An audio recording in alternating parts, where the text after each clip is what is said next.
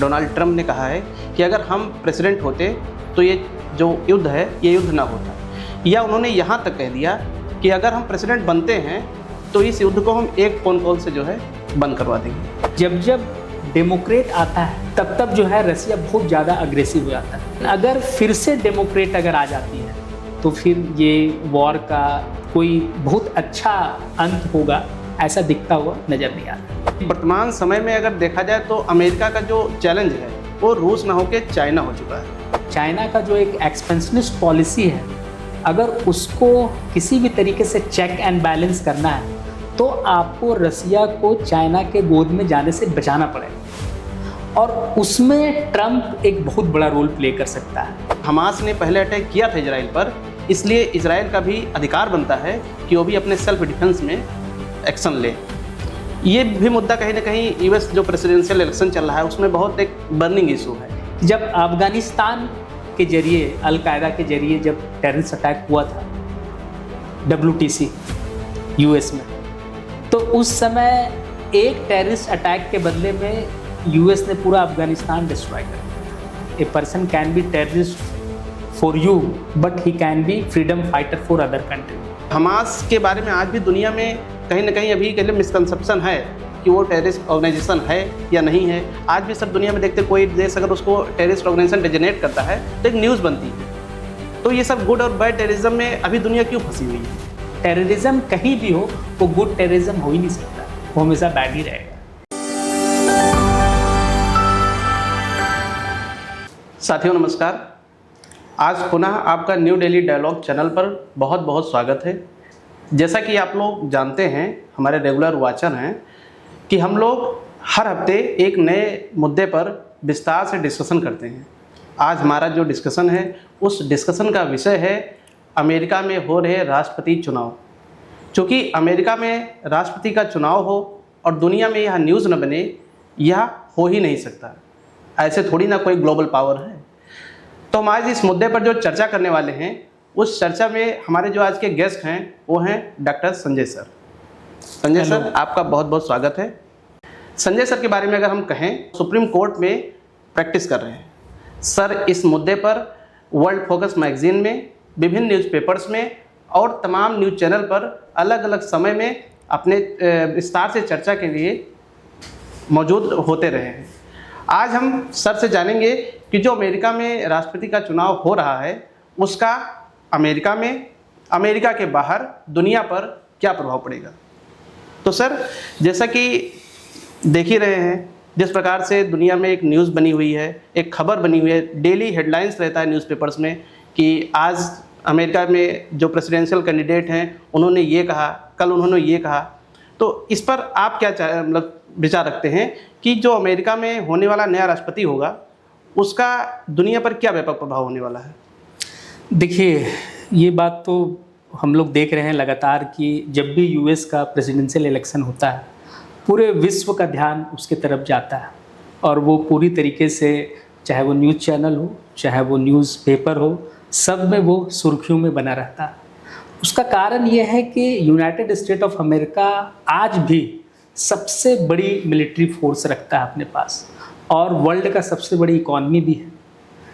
और United state of America का president कौन होगा, क्या वो डेमोक्रेट से होगा या फिर वो रिपब्लिकन से होगा, इस पर भी लोगों का इंटरेस्ट इसलिए है कि आप देख रहे हैं कि ये जो पूरा जो टर्मोइल है पूरे वर्ल्ड में, चाहे वो रसिया यूक्रेन का वॉर हो, चाहे वो इजराइल गाज़ा का वॉर हो, चाहे नॉर्थ कोरिया का बढ़ता प्रभाव हो, तो उस हिसाब से आप देखें तो चाहे वो जापान की सिक्योरिटी की बात हो, चाहे वो साउथ कोरिया का सिक्योरिटी कैसे होगा, उसके सिक्योरिटी में कौन सा प्रेसिडेंट ज़्यादा इंटरेस्ट लेगा, डेमोक्रेट का या फिर रिपब्लिकन का।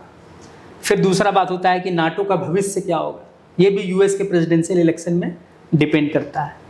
क्लाइमेट चेंज, जिसमें कि अभी जो प्रेसिडेंट है वो एक्टिवली पार्टिसिपेट करते हैं और वो बात करते हैं कि नहीं, रिन्यूएबल एनर्जी पे हमें ध्यान देना चाहिए, ट्रांसफ़र ऑफ टेक्नोलॉजी होने चाहिए, जो कंट्री ने ज़्यादा पॉल्यूशन फैलाया है उसकी रिस्पॉन्सिबिलिटी फिक्स होनी चाहिए। तो ये सब कई सारे मुद्दे हैं जो यूएस के प्रेसिडेंशियल इलेक्शन को बहुत इंटरेस्टिंग बनाता है। और ये बहुत ही देखना ये महत्वपूर्ण होगा कि इस बार यूएस का प्रेसिडेंट कौन बनेगा। जैसा कि सर अभी आपने डिस्कस किया कि जो रूस और यूक्रेन का वार चल रहा है, तो उसमें अगर हम उसी मुद्दे पर अगर बात करें तो अभी हाल ही में जो रिपब्लिकन पार्टी के कैंडिडेट हैं डोनाल्ड ट्रंप ने कहा है कि अगर हम प्रेसिडेंट होते तो ये जो युद्ध है ये युद्ध ना होता, या उन्होंने यहाँ तक कह दिया कि अगर हम प्रेसिडेंट बनते हैं तो इस युद्ध को हम एक फ़ोन कॉल से जो है बंद करवा देंगे। तो सर चूँकि ये युद्ध लगातार 2 साल से अनवरत जारी है, अभी भी इसका कोई भविष्य नहीं है कि आखिर यूक्रेन और रूस का जो युद्ध है इसका जो प्रभाव दुनिया पर पड़ रहा है इसका अंत कब होगा, और जिस प्रकार से और भी उसका प्रभाव है, चाहे महंगाई हो चाहे व्यापार को लेकर हो। तो अगर इस मुद्दे पर हम आपकी राय चाहें कि जो डोनाल्ड ट्रंप कह रहे हैं कि हम इसको एक फ़ोन कॉल से युद्ध को बंद करवा देंगे, क्या सर आपको ऐसा लगता है कि संभव है? देखिए, ट्रंप का ये जो स्टेटमेंट है कि if I become the president of US तो हम युद्ध को एक फ़ोन कॉल पे बंद कर सकते हैं, इसमें सच्चाई भी है। क्योंकि ट्रंप का रसिया के साथ संबंध, स्पेशली पुतिन के साथ ट्रंप का हमेशा से संबंध अच्छा रहा है। और आप देखेंगे कि जब ट्रंप प्रेसिडेंट थे तो ये बात है 2016 से 20 के बीच में, तो आप देखेंगे कि जब ट्रंप प्रेसिडेंट थे तो पुतिन ने कुछ भी नहीं किया, ना यूक्रेन में अटैक किया, ना किसी तरह का कोई प्रॉब्लम क्रिएट किया। क्रीमिया में भी जब अटैक हुआ और क्रीमिया को जब पुतिन ने वापस लिया, उस समय भी कौन था president? Barack Obama, means president was from democrat. तो बेसिकली जब जो बाइडेन जब प्रेसिडेंट बने तो आप देखेंगे कि 2020 में जो बाइडेन का सिलेक्शन हुआ एज ए प्रेसिडेंट, और 2020 के बाद अभी तक का जो टर्म है उसी के बीच में रसिया ने पूरे यूक्रेन पे ही अटैक कर दिया। तो हम देख रहे हैं कि जब जब डेमोक्रेट आता है तब तब जो है रसिया बहुत ज़्यादा अग्रेसिव हो जाता है। तो उसका कारण समझना होगा कि ये जो डेमोक्रेटिक जो पार्टी है और इसके जो प्रेसिडेंट है वो आज भी बहुत बड़े आइडियलिज्म में जी रहे हैं। ट्रंप इस मामले में बहुत रियलिस्टिक है, उसको पता है कि नाटो का एक्सपेंशन जो है वो कहीं ना कहीं रसिया के लिए एग्जिस्टेंशियल थ्रेट है, और ये समझदारी ट्रंप के पास है जिसके वजह से उसका संबंध पुतिन से बहुत अच्छा है, और उसको लगता है कि पुतिन और ट्रंप आपस में मिलके ये इशू यूक्रेन का रिजॉल्व कर सकते हैं। लेकिन अगर फिर से डेमोक्रेट अगर आ जाती है तो फिर ये वॉर का कोई बहुत अच्छा अंत होगा ऐसा दिखता हुआ नज़र नहीं आ रहा। सर अगर इसी प्रश्न को हम और आगे बढ़ाते हैं तो हम ये कह सकते हैं कि जो बाइडेन के पास अगर देखा जाए तो राजनीतिक अनुभव काफ़ी है, उनके पास 5 दशक से ज़्यादा के राजनीतिक अनुभव हैं। और अगर हम ट्रंप से तुलना करें उनकी, तो ट्रंप का 2014-15 से पहले राजनीति से कोई संबंध ही नहीं रहा है। वो कोर एक ट्रेड का काम करते रहे हैं, बिजनेसमैन रहे हैं। लेकिन फिर भी सर आपने कहा कि ट्रंप जो है वो कहीं ज़्यादा रियलिस्टिक हैं अगर हम कंपैरिजन करें जो बाइडेन से। हम लोगों ने ये भी देखा है सर कि ट्रंप ने कुछ चीज़ें हैं जो कोर उसको उन्होंने टच किया था। जैसे 2020 में जब वो आते हैं तो उनको ये एहसास हो जाता है कि वर्तमान समय में अगर देखा जाए तो अमेरिका का जो चैलेंज है वो रूस ना होकर चाइना हो चुका है। जो एक मतलब पॉलिसी होनी चाहिए वो पॉलिसी शिफ्टिंग हमको नज़र आती है, क्योंकि एक समय था जब यूएसएसआर वो मिलिट्री के रूप में, इकोनॉमी के रूप में एक सुपर पावर था। लेकिन जैसे ही यूएसएसआर का डिसइंटीग्रेशन होता है उसके बाद से हम देखते हैं तो रूस का प्रभाव कम होता चला जाता है, और एक नया एक जो पावर के जो इमरजेंस होता है वो है चाइना। तो उनका पूरा फोकस चाइना पर हो गया था, चाहे वो ट्रेड को लेकर हो, चाहे वो मिलिट्री को लेकर हो, चाहे वो ताइवान इशू पर उनका जो है। तो इस प्रश्न को अगर हम आगे बढ़ाएं सर तो हम ये जानना चाहेंगे आपसे कि अगर ट्रंप आते हैं, सर मान लेते हैं एक समय के लिए कि ट्रंप वहाँ के प्रेसिडेंट बन जाते हैं, तो सर वो चाइना और रसिया का जो एक नया गठजोड़ तैयार हो रहा है विश्व में, और ये जो गठजोड़ कहीं ना कहीं पूरे विश्व व्यवस्था को, विश्व शांति को जो एक थ्रेट पहुँचा रहा है, इसको कैसे वो इससे कैसे पार पाएंगे वो? तो बेसिकली अगर आप देखेंगे इसमें कि ट्रंप को इसीलिए हम रियलिस्टिक मानते हैं कि उसको पता है कि अभी हमारे लिए और हमारे लिए पूरे वर्ल्ड के लिए अगर कोई थ्रेट है तो वो चाइना है। और अगर डेमोक्रेट इसी तरीके से बिहेव करते रहेंगे रसिया से तो जैसा कि तुमने कहा कि रसिया और चाइना का एक बहुत बड़ा गठजोड़ बन जाएगा, जिसको फिर रिजॉल्व करना बहुत मुश्किल होगा पूरे वर्ल्ड के लिए। क्योंकि ये जो चाइना का जो एक एक्सपेंशनिस्ट पॉलिसी है, अगर उसको किसी भी तरीके से चेक एंड बैलेंस करना है तो आपको रसिया को चाइना के गोद में जाने से बचाना पड़ेगा, और उसमें ट्रंप एक बहुत बड़ा रोल प्ले कर सकता है। उसमें रिपब्लिकन पार्टी को अगर लीड करने का मौका मिले इस इलेक्शन में, तो मुझे लगता है कि कहीं ना कहीं पुतिन को कन्विंस करके यूक्रेन वॉर को रोकने के बाद कहीं ना कहीं ये चाइना और रसिया का जो गठजोड़ है उसको तोड़ा जा सकता है। अगर आपको चाइना की एक्सपेंशनिस्ट पॉलिसी को रोकना है पूरे वर्ल्ड में, चाहे वो साउथ चाइना सी हो, चाहे वो इंडियन पैसिफिक ओशियन हो, ये अगर सर हम इस मुद्दे पर, जैसे आपने शुरुआत के समय में ही कहा था कि जो इस समय इजराइल और पैलेस्टाइन के बीच में चल रहा है, तो इस पर भी हम देखते हैं तो दुनिया दो ध्रुवों में बटी हुई है। एक अपना गुट है जो पैलेस्टाइन को लेकर जो है अपना पक्ष रखता है कि वहाँ पर मानवाधिकार का हनन हो रहा है, लगातार जो है नरसंहार हो रहा है गाजा पट्टी में स्पेशली अगर हम बात करें तो। और एक पक्ष है जो कह रहा है नहीं नहीं, चूँकि हमास ने पहले अटैक किया था इजराइल पर, इसलिए इजराइल का भी अधिकार बनता है कि वो भी अपने सेल्फ डिफेंस में एक्शन ले। ये भी मुद्दा कहीं ना कहीं यूएस जो प्रेसिडेंशियल इलेक्शन चल रहा है उसमें बहुत एक बर्निंग इशू है। अभी हमने देखा कि इन सब मुद्दे के बीच में ही इजराइल के जो प्राइम मिनिस्टर हैं बेंजामिन नेतन्याहू जी, वो जाते हैं यूएस, और यूएस की जो कांग्रेस है उसको भी वो संबोधित करते हैं, उसका वहाँ पर विरोध होता है। ये पहली बार सर ऐसा देखा गया कि जब वहाँ के जो यहूदी हैं वो एक यहूदी देश के प्राइम मिनिस्टर का विरोध कर रहे थे। तो चूंकि सर ये भी कह ले कि एक पॉलिसी शिफ्टिंग हो रही है कि जो यहूदी पूरे यूएस को कहीं ना कहीं वो डील कर रहे थे, उसको पहले कंट्रोल कर रहे थे, आज उन्हीं में से कुछ सेक्शन जो है वो पैलेस्टाइन के नाम पर जो है, या कह लीजिए वहाँ के मानवाधिकार के नाम पर, वो सर आज इजराइल के प्राइम मिनिस्टर का अपोज करते हैं। तो इस पर सर आप क्या कहेंगे?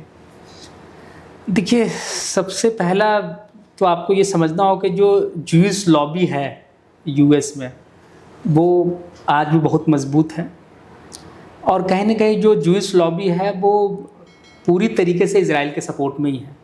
एक दो एक्सेप्शन, जैसा कि तुमने कहा, वो एक दो एक्सेप्शन हो सकता है। दूसरा, जो लगातार जो इजराइल का जो वायलेंस है अगेंस्ट फ़िलिस्तीन वो रुक नहीं रहा है, उसका एक दूसरा कारण है कि इजराइल भी सोचता है कि हम भी एक एग्जिस्टेंशियल थ्रेट यहाँ फेस कर रहे हैं, चूँकि वो चारों तरफ से इनेमी कंट्रियों से घिरा हुआ है। तो अब इजराइल बार बार यूएस प्रेसिडेंट जो बाइडेन है उनके बोलने पे भी सीज़ फायर नहीं कर रहा है, वो वॉर को क्यों नहीं रोक रहा है। तो इसका सबसे अच्छा एग्जाम्पल है कि जब अफ़गानिस्तान के जरिए, अल-कायदा के जरिए जब टेररिस्ट अटैक हुआ था WTC यूएस में, तो उस समय एक टेररिस्ट अटैक के बदले में यूएस ने पूरा अफ़गानिस्तान डिस्ट्रॉय कर दिया था। और यूएस का सबसे एडवेंचरस ओवरसीज़ जिसको बोलते हैं मिलिट्री स्टेशन उन्होंने अफ़गानिस्तान को बनाया ऑलमोस्ट 20 साल के लिए, और पूरा कंट्री बर्बाद किया था। कहीं ना कहीं इजराइल भी उसी लाइन ऑफ एक्शन पे काम कर रहा है। उसको ये लगता है कि जब यूएस अफ़गानिस्तान को पूरी तरह से डिस्ट्रॉय किया एक WTC के अटैक के बाद, तो हम ये क्यों नहीं कर सकते हैं। तो उसने फिर वही पूरी तरीके से उसका ये मानना है कि फ़िलिस्तीन से पूरी तरीके से गाजा को नष्ट किया जाए तभी हम वापस आएंगे। तो कहीं ना कहीं ये जो यूएस का जो एक गलत फॉरेन पॉलिसी है उसको आज इजराइल फॉलो कर रहा है। सर अगर इस मुद्दे को और हम बढ़ाते हैं आगे, तो हम देखते हैं कि दुनिया में गुड और बैड टेररिज्म एक इशू अभी भी बना हुआ है कि कुछ देशों के लिए वही टेररिज्म वो गुड है, कुछ के लिए बैड जो है वो बैड है। तो ये जो गुड और बैड का टेररिज्म का जो चल रहा है अभी भी दुनिया में वहाँ पो है। इवन अगर यूएन में देखा जाए तो टेररिज्म शब्द का जो है वो अभी तक उन्होंने डिफिनीसन भी नहीं दे पाए हैं। क्योंकि हम देखते हैं अगर किसी देश में एक जो है वो टेररिज्म है, वो टेररिस्ट है, तो दूसरे देश के लिए वो रेवोल्यूशनिस्ट है, वो क्रांतिकारी हो जाता है। तो अगर हम सर इस मुद्दे जैसे अभी आपने चर्चा किया था कि इजराइल भी ऐसा चाहता है, चूँकि इजराइल पर अटैक सर हमास करता है, और हमास के बारे में आज भी दुनिया में कहीं ना कहीं अभी के लिए मिसकंसेप्शन है कि वो टेररिस्ट ऑर्गेनाइजेशन है या नहीं है। आज भी सर दुनिया में देखते कोई देश अगर उसको टेररिस्ट ऑर्गेनाइजेशन डेजिग्नेट करता है तो एक न्यूज़ बनती है। तो ये सब गुड और बैड टेररिज्म में अभी दुनिया क्यों फंसी हुई है? देखिए, ये बात सही है कि दिस इज़ रियली अनफॉर्चुनेट कि आज तक हम जो टेररिज्म है उसका डेफिनेशन आज तक हम लोग तय नहीं कर पाए, डिफाइन नहीं कर पाए।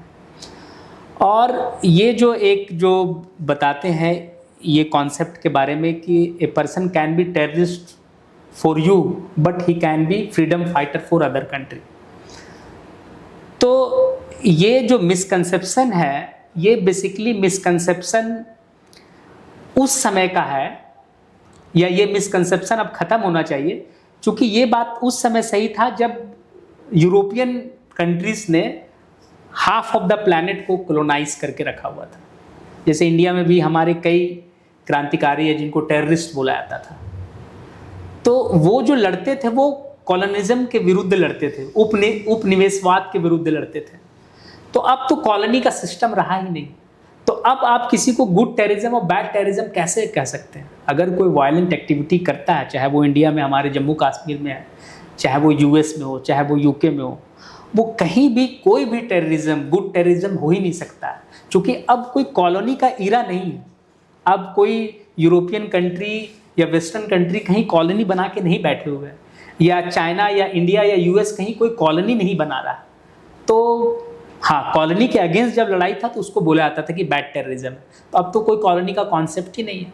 तो इसीलिए टेररिज्म कहीं भी हो वो गुड टेररिज्म हो ही नहीं सकता, वो हमेशा बैड ही रहेगा।